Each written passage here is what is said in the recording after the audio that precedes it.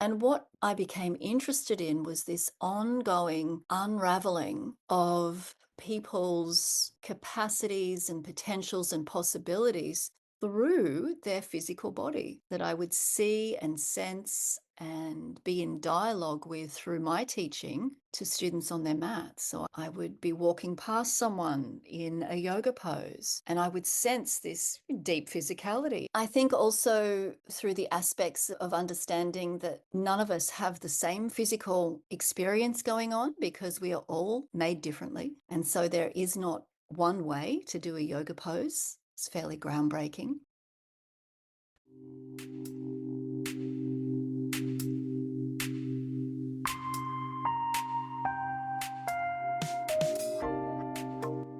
Welcome to the Inner Fire of Yoga, a podcast about transformation, resilience, and the power of yoga beyond the mat.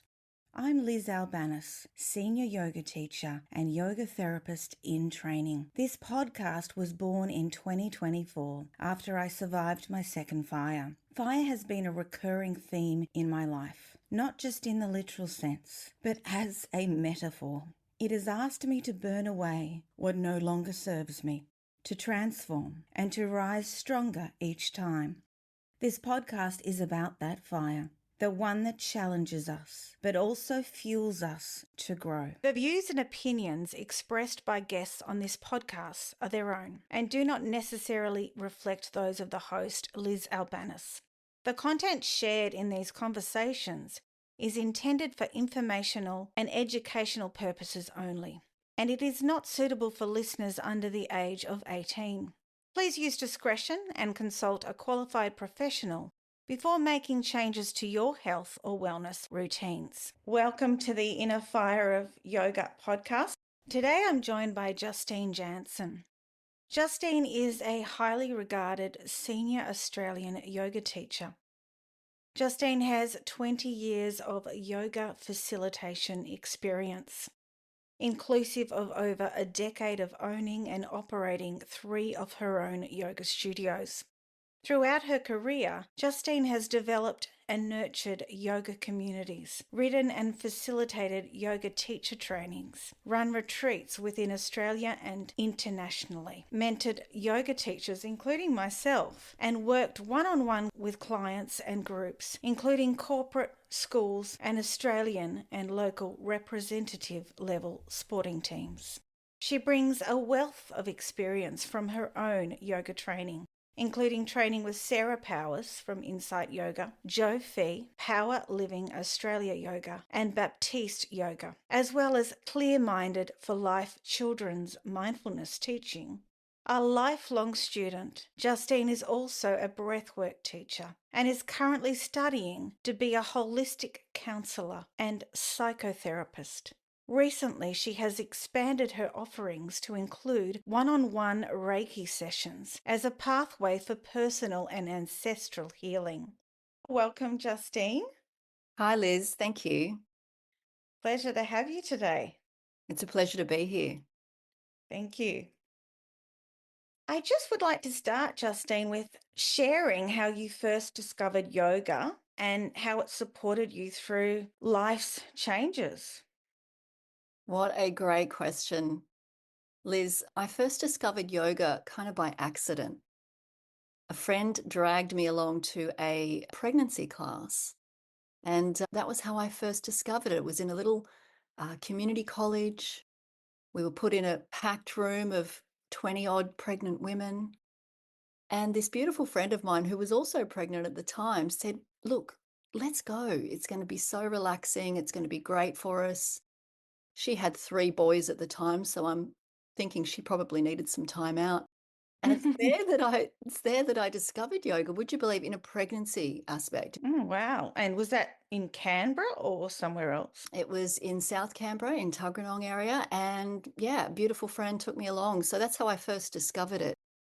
And then from there, the way that it has really affected me and changed my life and what it's brought to my life, it's really profound. I think for me, the best way I can describe it is that yoga is like my ground. It's a real way for me to feel stability and to feel gravity. And it has been that important because in times where life has been on fast forward and might not have been consistent in its pace, yoga's really helped me physically, emotionally, mentally, in all of the ways. For myself, just being a person in the world, it's not all roses. There's lots of different challenges and adversities that we all face day to day. And I think yoga has been such a beautiful ground to hold me when times have been tough. As I've moved through a practice that had started in very hot classes, Vinyasa, and I grew and learned to teach and move my body and open myself up and explore all of the different ways that yoga adds to health in my body. I was also experiencing on levels that I would never have been able to grasp before starting just how much that affected my mental and emotional state and capacity. So I think yoga has been something that has held me in good mental health. It has supported me in my body when I have been under stress or duress. And even in terms of just my day to day health, I've noticed over the years that there's been such a supportive aspect of yoga just being in my life, not getting sick as often, being more resilient in my body, within my organ systems, within my circulation, my lymphatic system. Just all of the ways that I think sometimes we forget about and we just think that yoga is going to help us become more bendy. Mm.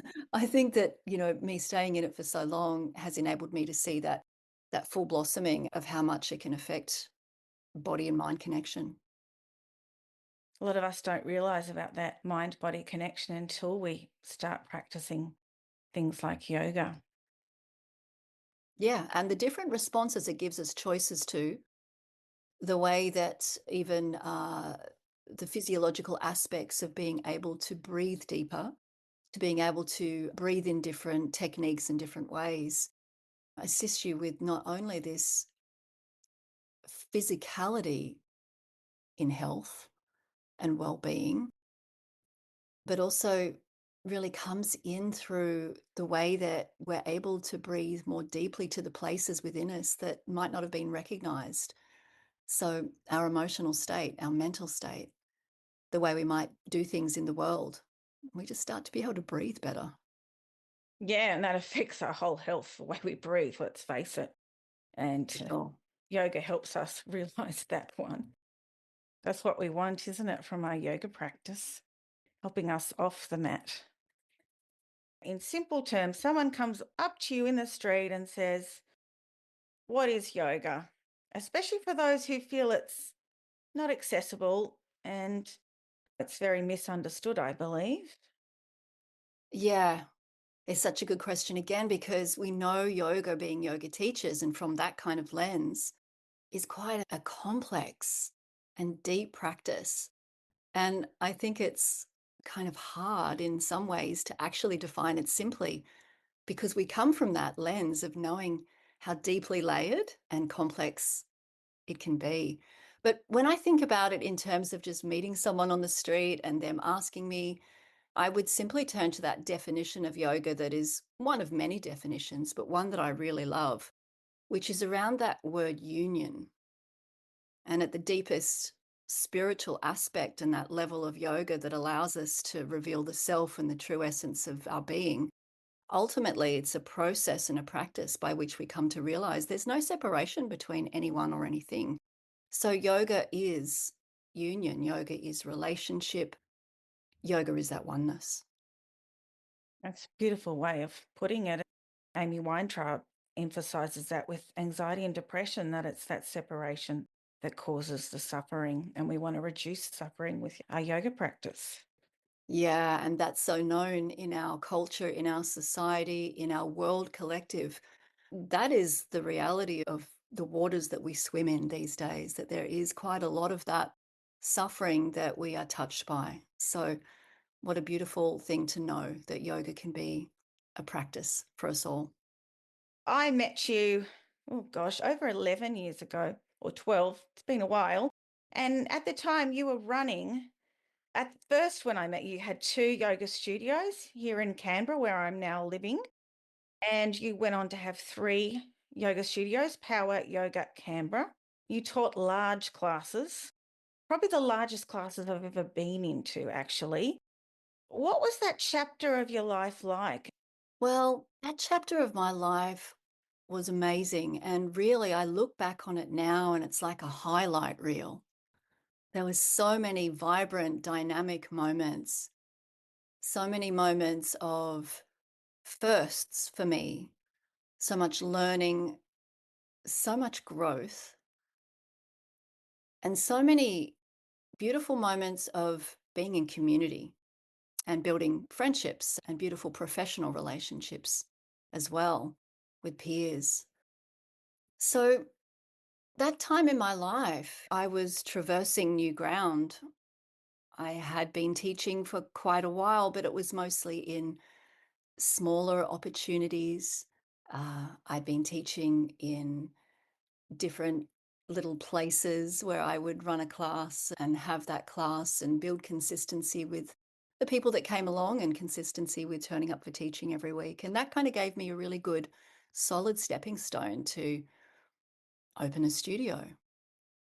And from there on, things just expanded quite quickly. And it was that time before yoga studios were the norm. There were places in Canberra that were open and were available per term or attend, like I did, at a college community space. But because we had one of the first studios in Canberra, it kind of took off from there and became something that was really loved and embraced and welcomed by people that were looking for community and looking for holistic practice. It really started to become something that grew in popularity, and we had heaters in the room. Power yoga was probably the biggest draw card back then. And on a cold Canberra day, there's nothing nicer than coming in under a heater and being on your mat. So that time in my life was a highlight reel. I look back, I still have friendships and peer relationships that have grown and become deepened through that time.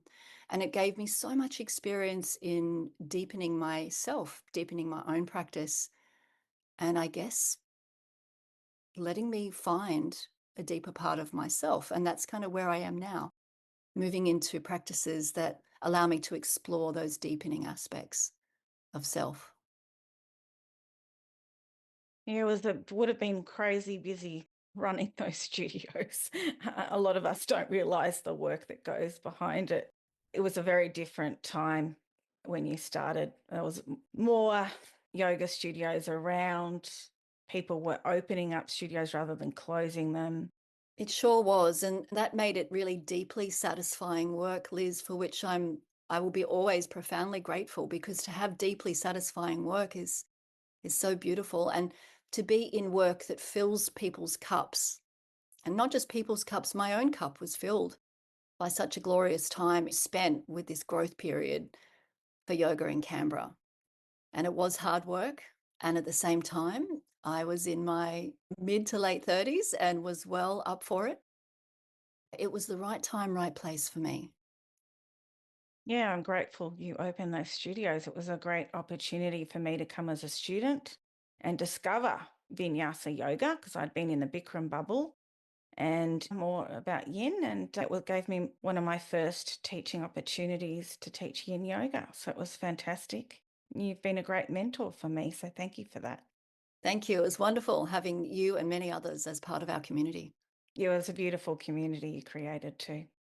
So you've been teaching for a long time. I'd be surprised if your teaching style hasn't changed due to experience and training. So, could you just talk about how your style has changed, especially because there's more research that's come out? When I did my first teacher training, there wasn't as much trauma awareness with adjustments, not that adjustments, just a small part of it. And your teaching may have changed in other ways. I know for me, with after studying with Joe Fee, I learned about skeletal variation as she's a student and assistant to Paul Grilly, and my teaching changed a lot in 2017 because of it. I just wondered how your teaching style has evolved over the years. I think that my teaching style has really expanded because of the factors that you just spoke about. The way there has been an ongoing and upgrading of information, and the sharing of information has become more fluid through our online systems and through beautiful teachers that travel internationally to come and see us and teach in person, and we gain so much beautiful experience from them. I think for me, there's been big changes as far as the trauma informed aspects, more invitational rather than mandated. It's definitely a good thing. I think also through the aspects of understanding that none of us have the same physical experience going on because we are all made differently. And so there is not one way to do a yoga pose. It's fairly groundbreaking. And to be able to really see rather than just look, to be able to see past textbook ways of doing things and to be able to bring to life the aspect of being human on the mat. So being able to teach to deeper philosophy, to be able to understand that within our experience, not everyone knows stuff about Vedic history or the history of yoga, but we can certainly bring in the modern day things that we're all aware of and working with. And to be able to give people valuable tools through the teaching of philosophy that's still really, really apparent and really relevant in this day and age.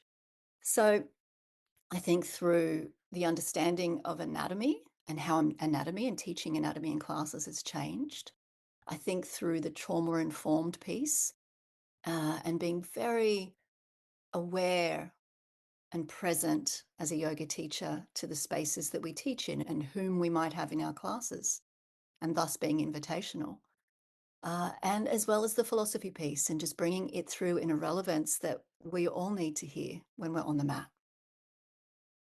It certainly makes classes a lot more meaningful and powerful when we can theme it and weave that in. And that was one of the wonderful things I loved when I came to your studio was your teachers weaved that in.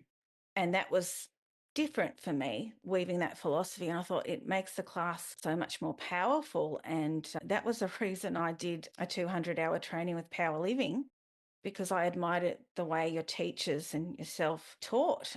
A lot of Vinyasa teachers worry about boring students and feeling the need to make up all these fancy dance routines on the mat. But as Duncan Peake has said, it's often the teachers that get bored, and it's nice to keep it simple and not get carried away, because we can lose that mindfulness and philosophy when we spend so much time trying to memorize the sequence.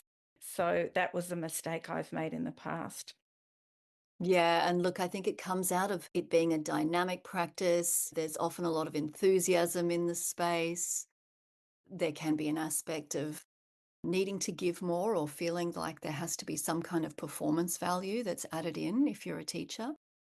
And harking back to days at Power Living, yeah, that's where I really learned to be able to teach in a soulful way, in a way where philosophy was distilled into a modern day relevance, where I was able to understand how these beautiful, ancient, historical teachings were still relevant in my own life. And so having the experience of teaching with teachers like Duncan Peake and Keenan Crisp and many wonderful other teachers that were there right at the beginning of Power Living's journey, and I believe still are, was imperative to me, just learning how to weave philosophy and how to bring things forward that were going to be of value to the students that I had on the mat. Yeah, that's great. So, with decades of experience, what's your advice for yoga teachers navigating change personally or professionally? My advice would be to set aside integration time weekly. because life is full. There's a lot going on. Most of the time, life has a way of moving us forwards. That's what life's about. And I think sometimes if we are navigating our own practice, our careers, our teaching lives, our families, our living situations, our financial situations, all of those things, to be able to honestly turn up as a teacher, the integration time is invaluable.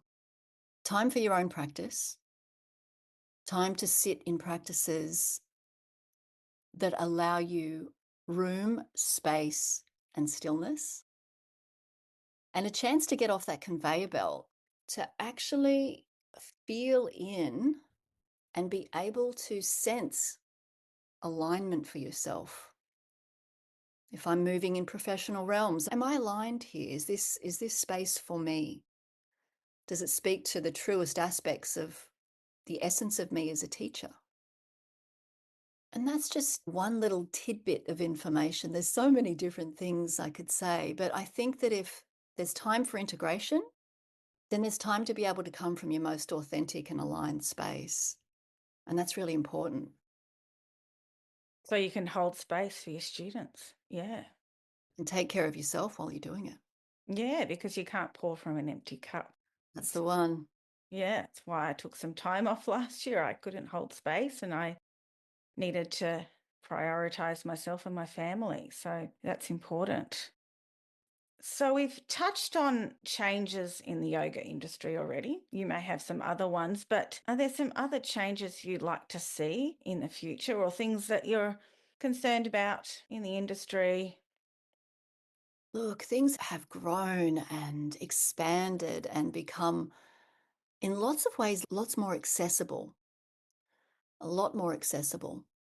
So, in doing that, in having a yoga practice that's a lot more accessible, it means that we can be anywhere in the world and access a yoga practice. And for people that are starting out on the journey, it's great, right? Because it's right at our fingertips. But I wonder sometimes about how much value is actually being taken from a practice that is just over the screen.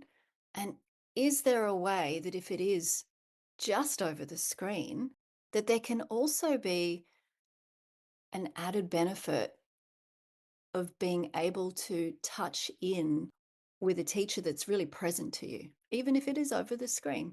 So it's about the quality, I think, of what we're receiving that really needs to be addressed. And because there's so much to choose from, so many different pathways of yoga that we might like to investigate and explore, at some stage, having a teacher that is present in the flesh, one-on-one or small group interaction, is really crucial for that kind of immersion that yoga needs to be able to plant deep roots in us. From the seed that is sown, the roots need to grow and they need to be nourished. And I feel that if we can get in touch with a teacher that's present, whether it's over the screen or face to face and face to face, that's the best case scenario. I'd love to see more of that on offer.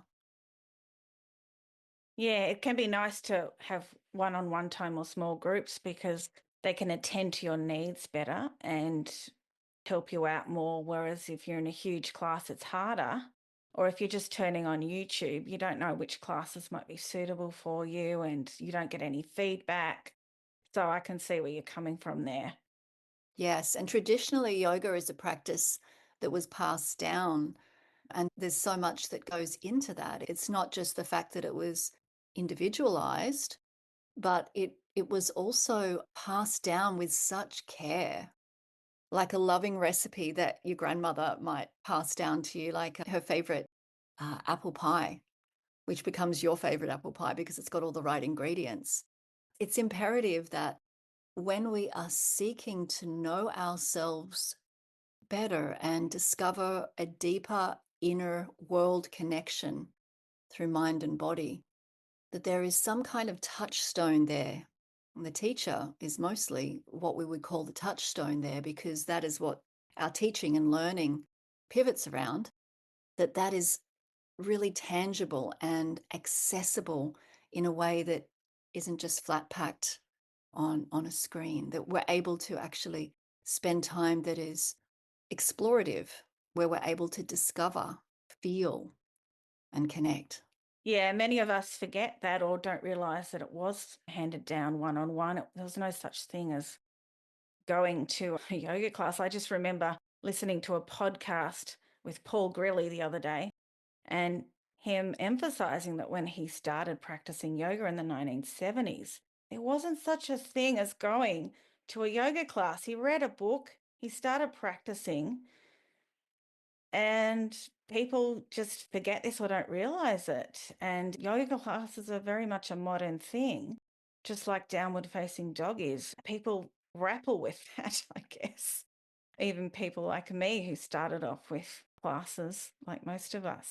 Like me, you've gone from teaching large classes and doing more small groups and one on one. And you've done some studies and you've recently studied somatic work. So we might touch on that first. What brought you to studying somatics and exactly what you mean by somatics for those listeners who don't know what that means? Sure. Yeah, it's one of those words that's becoming more common, but not everyone would be familiar. Somatic is just a way of describing physical.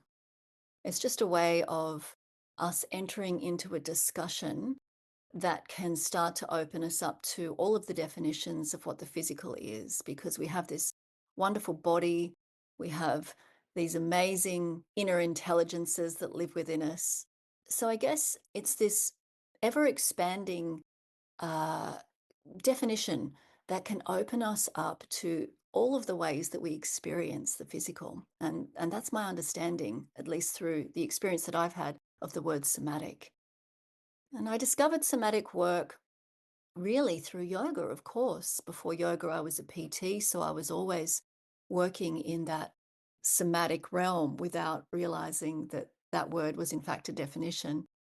And what I became interested in was this ongoing unraveling of people's capacities and potentials and possibilities through their physical body that I would see and sense and be in dialogue with through my teaching to students on their mats. So I would be walking past someone in a yoga pose and I would sense this deep physicality. It could have been a utkatasana, something that, really challenges a student and asks for that deep grounding and strong sense of body connection through the feet into the earth. And I would sense that there was this physical body here on the mat. There was this amazing human here with their willpower and their vision, their connection to their body and their connection to their breath. And I realized that there was much more in play than just skin and bones and a heartbeat. And it made me really want to delve into more deeply this somatic way of teaching and experiencing and being able to bring dialogue to that so that people, students perhaps on their mat, would be able to have an experience that they might not have had words to previously, but through my own connection to somatic teaching and work, I could bring forward as a possibility for them to understand themselves. And there's many therapists out there today that won't treat patients unless they're doing somatic work, like Bessel van der Kolk, who wrote a book on how our body holds trauma.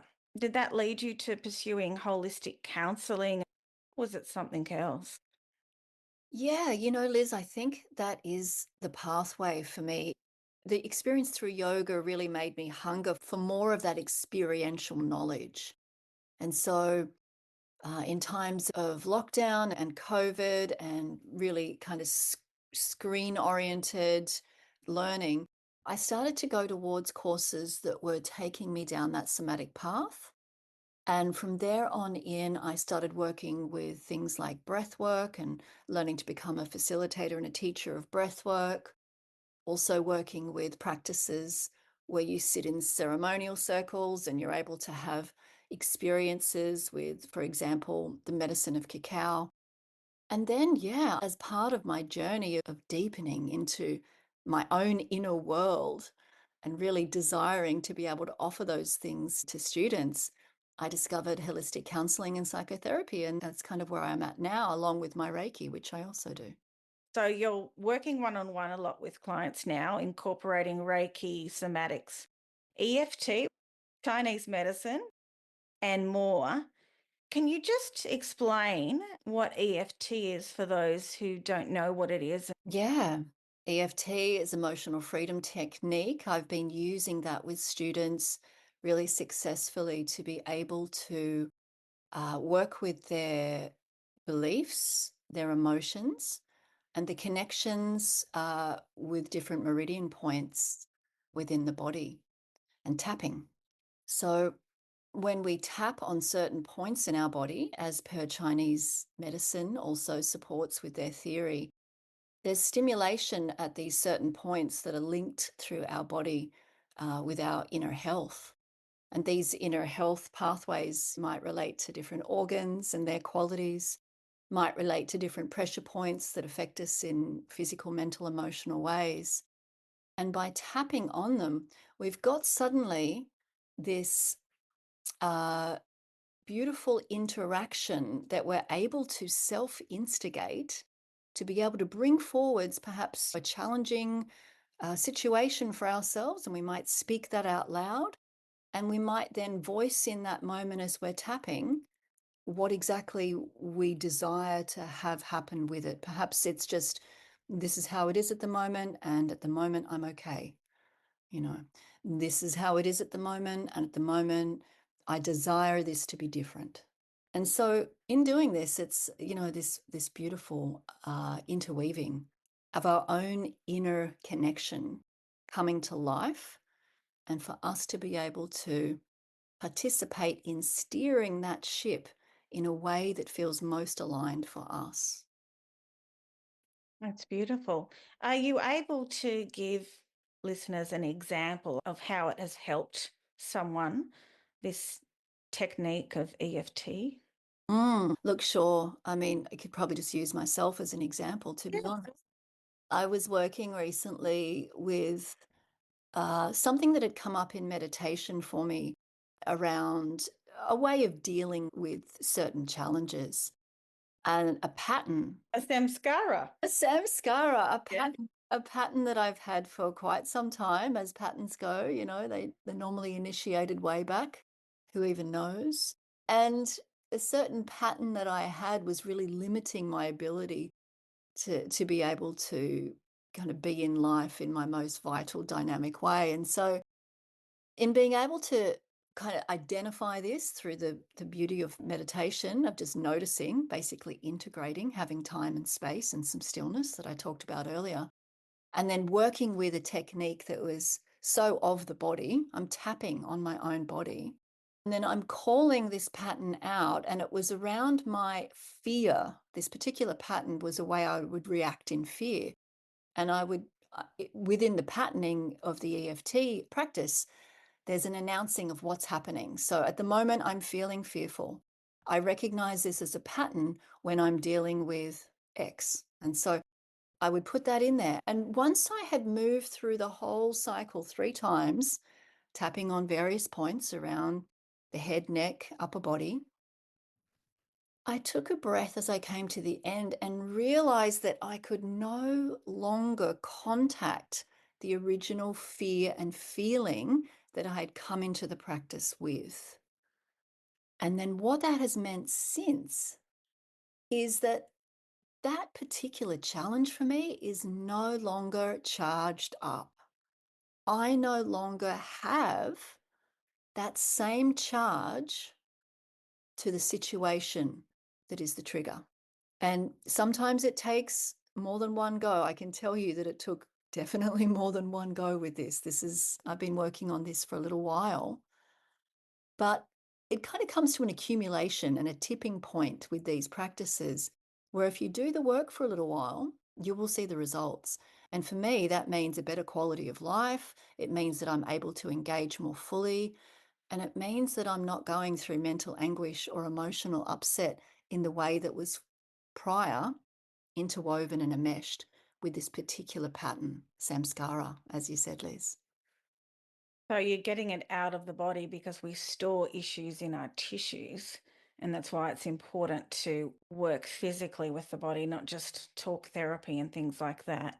And so that's just another modality, the way EMDR is, and trauma release exercises from David Bocelli. And yeah, that's lovely. Yeah, so much wisdom from all of those practices. And yeah, it comes down to how we process it through the body. Yeah, it's beautiful. Do you have any heartwarming stories to tell of overcoming a difficult experience when teaching yoga? Because a lot of yoga teachers think when they've had a student walk out on them or something that it only happens to them or there's something wrong with them, but we're not everyone's cup of tea.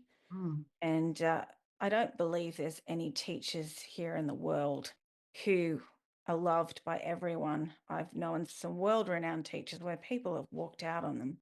I'm just wondering if you had any encouraging stories of growth there. Look, there's certainly stories that I could share with you that have the certain flavor of what you're alluding to. I know that I have been teaching in classes, and there may have been a situation where there's been something that's being processed on the mat, and walking out of the room, processing emotional content or something that has arisen for someone coming out of their life and the busyness and everything else that goes on for us, and arriving in a yoga room to suddenly have a very self-reflective experience and need to let that go. And so within that space, I know as I've been holding the space, being the teacher and having big class, as you spoke of, in the back in the day in the studios in Canberra, we had two studios that would hold 60 and 50, and then another one that would hold 40. And there were these moments where you could say there was a real potential of being rattled as a teacher. Mm, And, yoga in itself has the medicine. So, us as yoga teachers, as we come in to teach and step into the space and stand up the front and use our words and use our rapport and our connection and our ability to challenge, we are going to see it all. And so, as yoga teachers, we've got the perfect way of being able to work with it because we've got this practice of yoga that grounds us and gives us stability. And for me, I think one of the biggest practices in yoga that helped me with most things was the ability to be able to witness and to be able to watch. the And Shakshin be the witness. yes, Shakshin, be the witness. And to be in that place of noticing, even midstream as I'm teaching, that someone's having an emotional release, someone is walking out of the space, to be able to hold the space for everyone else, yet make an individual connection is a skill. Not always possible either, because we've got this mouth that's teaching and then we're needing to check in with someone else verbally. And sometimes it's more of a look or more of a connection through touch if that relationship's appropriate for that. So I think the ability to witness as a yoga teacher and to stay present to what's needed. Another teaching in meditation and mindfulness is to be present in yoga, drishti, Mm. keep your gaze at a place, has been really imperative. So I've had those circumstances where there might have been something that could have been a disturbance. Maybe even it has been a disturbance. But if we in ourselves as teachers are not disturbed and are able to hold the group dynamic and or also attend to whoever's needing it, and trust that whomever is in the space knows that there is enough stability that they can go out and come back and resume if possible, when possible. It can happen. In a class, I've known of students to cry in class. I think that's more common than a lot of people realise, and it's normal. But it can be challenging for new teachers or just teachers to deal with that appropriately. So it's something to try to prepare for, because it could easily happen in a class, and we're going to have classes that we find more challenging than others. It can be something to marinate on and to take time to digest and reflect on sometimes. Yeah. It's a big subject, isn't it, Liz? And there's so many different scenarios. And, even just describing this one, we don't quite even touch on the level of complexity that could come through. But what I think I'm touched by when I'm with a teacher and I'm the student, and if there is something going on, whether it's for the teacher or someone else in the space, is just the sincere intention that that teacher would hold in the space. That's often enough for an awkwardness or for a disturbance or something that's challenging. To be able to be gently held is the teacher's sincere intention for whatever is happening to be held in a space of care. Yeah, that's true. If they're sincere, yeah. If you could give your 20-year-old self advice now, is there any one thing you'd say that you'd like to share with the audience today that you would tell yourself? Start yoga now. Yeah, I would do the same. I didn't start until my 30s, really. So as soon as I realized just what I was missing out on, I really jumped in both feet and totally immersed in my yoga life. But I really wish I had have discovered it earlier. And I would also say to that 20-year-old, don't rush it. I would say take the time to integrate your experiences. Be loving and caring with yourself, because the experiences are not for the faint-hearted. We're in this life, we're in different societies.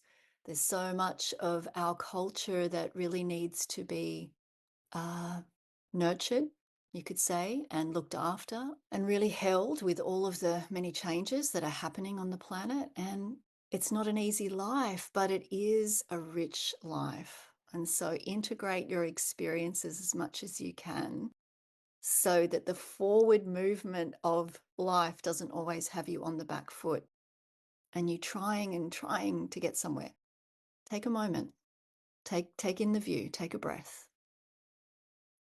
That sounds similar to what I tell myself.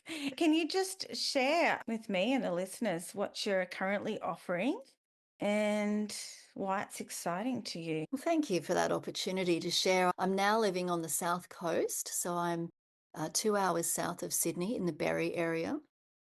And I, as well as doing my holistic counselling and psychotherapy study, I am offering some Reiki one-on-one. I'm offering some mentoring for yoga teachers one-on-one. And I'm also working with somatic experiencing or somatic movement through having moments of connection with people. So people might come in and book an appointment with me, and that might be a Reiki appointment. And then there might be some things that kind of come out through that dialogue and through that one-on-one appointment that allow me to work with people in that somatic and mentoring way.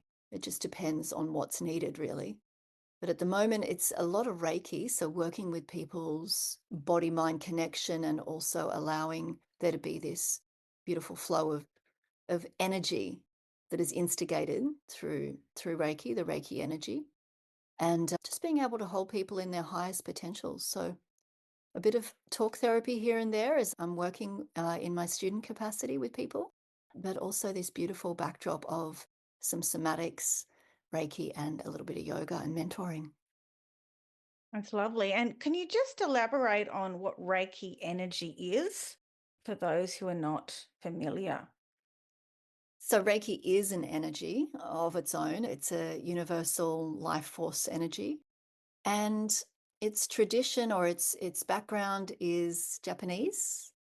And I have been working with a wonderful teacher up in Neutral Bay called Samantha Avery, who teaches the Usui tradition. Mikao Usui was one of the original man who was able to access this particular experience that he had on a mountaintop in regards to receiving energy. And it was called Reiki. And he opened many schools and started to be able to offer Reiki as a treatment to people in Japan. And from there, the ability to increase one's energy and then experience different benefits to that, like healing, that became really well known. And many people have trained under Usui's system to learn about Reiki. So Reiki can be hands on, it can be hands off, but it is basically someone who has been trained, and you've got to move through the system of Reiki 1 and Reiki 2 to actually be able to be working with people. And from there on in, you're able to assist people with their energy and their potential to heal. And what sort of benefits have you seen? Yeah, I've had a client who has had knee issues for quite some time. There was a particular issue that she'd been diagnosed with, particularly one of her knees. And with one session on working with that, it started to really relieve her symptoms. And I've seen her a few times since, just for top ups, as we call them. And with that particular issue, if we just kind of zero in on that particular client, it's helped her just regain her mobility to a level where she's able to walk around and not be in discomfort 24/7. So that's been quite amazing for her. I've experienced and seen and heard from clients just, I guess, their own happiness at being able to feel as if their body has more aliveness within it. So that energetic feeling of being able to meet your day in all of the ways coming through by regularly coming to Reiki and just living life with more energy. Like if they've had particular things go on that have created a block for them somewhere in their bodies, maybe it's even a thought pattern. Reiki just works on all of the different ways that the body gets a little bit cluttered up, let's say, with the content of life and what we tend to hold on to. I never knew it could help with physical pain, but that's amazing. Yeah, there is such a thing as medical Reiki now. So there's a lot of research on Reiki. I would urge anyone who's interested to have a look at the Australian Reiki Connection site. They have some amazing research that's being done on Reiki. And there are probably about half a dozen hospitals in Australia that are using Reiki practitioners in their operation rooms. So medical Reiki is something that is happening. That's incredible. I had no idea about that. You've also done some collaborations with Embody Wellbeing. Yes, I have. That's my dear friend Rebecca Passy and myself. The inception for Embody Wellbeing started in 2018, and we ran a couple of teacher trainings and a couple of retreats.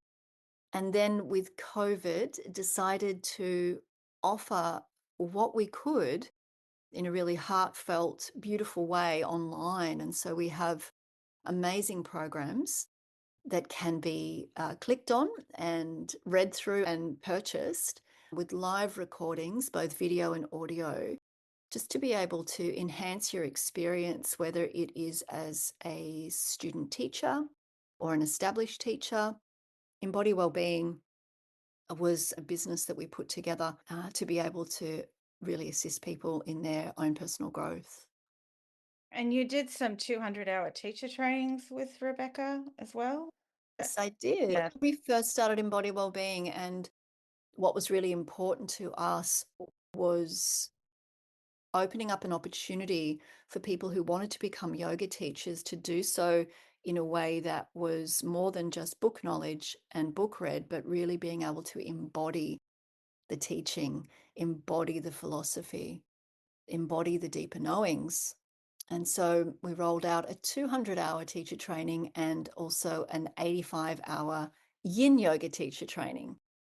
So those programs are still alive and well, and Rebecca's just delivered one up in the New England area of Australia. So I'm looking forward to working with her again soon, and you might well see some Embody Wellbeing programs being offered live in Australia. Oh, that's fantastic. It's good to know. What does success feel like to you now compared to earlier in your journey? Well, for me, success feels so much more calm, peaceful, yet dynamic and vibrant in a way that I think was different when I was running 3 studios in Canberra because of that forward movement of life and really finding it difficult to touch in for any period of time. Now I'm able to integrate a lot of my past experiences and also really be moved with the flow of life in a way that I feel aligned. The deepening of my own practices has resulted in me bringing more practices in which I can facilitate, which really just feels more holistic for me. So success feels holistic. It feels like I can feel it in my own body through my own sense of health and wellness in my mind body connection. It makes sense too. So, lastly, is there a bit of yoga philosophy, like a sutra, quote, a mantra, or insight that continues to anchor you in your life? Well, I've got two for you, Liz, Mm. and for your listeners. The first one is one of the sutras from the Yoga Sutras of Patanjali. Bless her soul. I'd like to think she was a woman. And the transliteration of Sutra 133, which is by cultivating attitudes of friendliness towards the happy, compassion for the unhappy, delight in the virtuous, and disregard towards the wicked, the mind stuff retains its undisturbed calmness. So that was the first one that I had on offer for you, more of a traditional way of looking at things. Mm. And then the other was a quote that I saw once in a photography book that I really loved. And it's been in a couple of my teacher training manuals over the years. And it's by David Duchemin. And it's very simple, it's very short. It is, don't just look, truly see. Oh, yeah. I haven't heard of that one. That's great. That comes from his book called Within the Frame, The Journey of Photographic Vision. Yeah, you'd have to really see to be a good photographer, wouldn't you? Yeah. Certainly. Good photographer notices stuff that your average person doesn't, to have that gift, I think. Thank you so much for coming on my new podcast, Justine. It's been wonderful to have you on here today. Thanks so much, Liz. It's been a pleasure. Thank you for joining me on the podcast. I hope today's episode has left you feeling inspired and informed and empowered to take meaningful steps towards your well-being. If there's a topic you'd like me to cover, or if you'd like to share your story, I'd love to hear from you. Just fill in the form on the podcast page of my website. Your voice is an important part of this journey. I want this podcast to reflect the conversations that matter most to my listeners. If today's episode resonated with you, please share it with someone who might benefit from these conversations. Don't forget to subscribe. It helps grow this incredible community of resilience and support. Until next time, take care of yourself and never forget the power, the possibilities of a regular yoga practice. See you soon.